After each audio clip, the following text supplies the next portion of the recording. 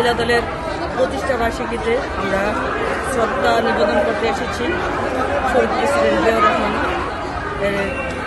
তার স্মৃতিসৌধে।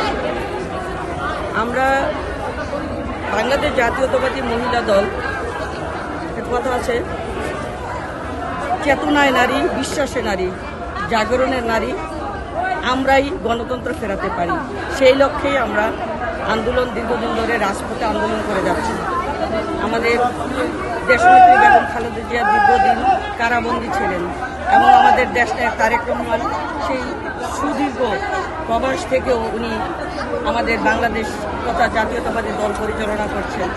আপনারা জানেন গত 5 আগস্ট বাংলাদেশ একটি রাহুমুক্ত হয়েছে। এই জগদ্দল পাথরের মতো বসে থাকা জাতির উপর এই খুনি শেখ হাসিনা এই যে অবৈধভাবে 17 বছর জাতির উপর বসেছিল, সেই ছাত্র জনতার আন্দোলনের মাধ্যমে আমরা সেই জগদ্দল পাথরটাকে এই দেশের মাটি থেকে হটাতে পেরেছি। এই জয় আমাদের বাংলাদেশের 18 কোটি মানুষের। কারণ এই খুনি হাসিনা একটু আগেই বলেছিল তার পদত্যাগের পালিয়ে যাওয়ার আগে যে এই খুনি হাসিনা পালায় না, কিন্তু বাংলাদেশের জনগণ দেখেছে যে সে কীভাবে এই তার যে দূষর নেতা কর্মীদেরকে বিপদে ফেলে সে কীভাবে পালিয়ে গিয়েছে।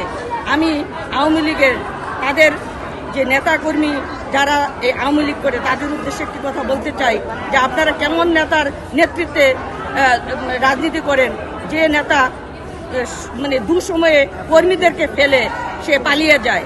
আর আমাদের দেশনেত্রী বেগম খালেদা জিয়া দেখেন দীর্ঘ এই 15টা বছর সে এই কারাবন্দি থেকেও সে দেশ ছেড়ে পালায়নি। এবং আপনারা জানেন দেশনেত্রী বেগম খালেদা জিয়াকে বহুতবার চেষ্টা করা হয়েছে তাকে বিদেশে পাঠিয়ে দেওয়ার জন্য জোরপূর্বক। তিনি বলেছেন বিদেশে আমার কোনো বন্ধু থাকতে পারে কিন্তু প্রভু নেই। এই দেশ, এই 18 কোটি মানুষের এই জনগণ আমার সন্তান, আমার ভাই বোন, আমি এই দেশ ছেড়ে কোথাও যাব না। সেই লক্ষ্যে তিনি এই দীর্ঘ কারাজীবন গ্রহণ করেছেন এই দেশের মানুষের কল্যাণের জন্য, দেশপ্রেমের কারণে।